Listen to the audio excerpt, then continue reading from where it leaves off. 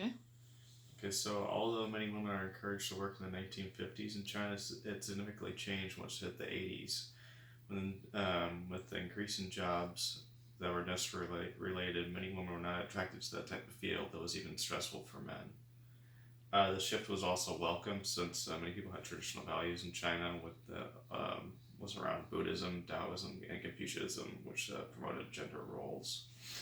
According to Human Rights Watch, 20% of China's labor jobs have requirements posted that say men only or men preferred. A decrease in women's participation in the workforce dropped nearly by 12% from 1980. This is mainly due to the Chinese industry changing to become more privatized, which led to many job layoffs for low-skilled workers, which many were often women. In the 1980s, male unemployment was high, so they started to encourage women to stay home and do household labor for men.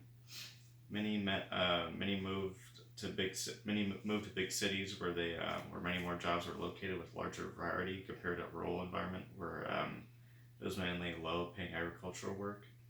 But the city has many places of employment where they want skilled labor, while rural labor is considered unskilled. Okay, so next slide. The average woman makes 22% less than male workers. Astonishingly, China is ranked 74th in global equality. The wage discrepancy is around 6,000, where women on average make 6,000 less than men. China also has a retirement age of 5 years earlier for women than men. This limits their total earning potential compared to men. They also have a tougher time getting aid when it comes to being entrepreneurs compared to men. For when they want to create a new company, it's a lot harder for them. They're at a disadvantage. Women trying to make up a little over a quarter of a new entrepreneurs opening labor-type companies are less likely to make a profit due to their limitations and being less likely to get government assistance from their business. Along with this, many families, when they are interviewed in China, 80% of them prefer to have a male son and want to invest more time in his life because he is much more likely to provide economic return to his family and more likely to get financial assistance from the government. Alright, so for the next slide. In China, the amount of boys and girls enrolled in school is rather equal, but when it hits secondary level, schools 30% of women in rural communities did not move on to secondary education.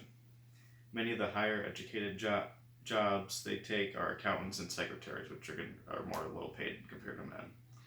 In an effort to increase productivity in agriculture, China introduced a household responsibility system which allowed farms to switch from commune farms to family-style farms. This led to a decrease in women's bargaining power and reinforced traditional-based roles.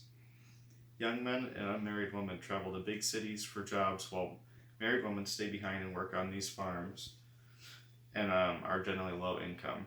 Along with this, the collapse of the Chinese commune health system means 80% of these rural population areas are uninsured.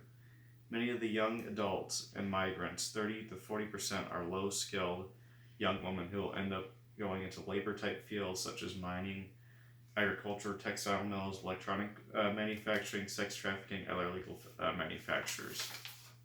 This is called migrant labor, and they're some of the most abused working groups in China. They're very low paid, and they work in horrendous conditions.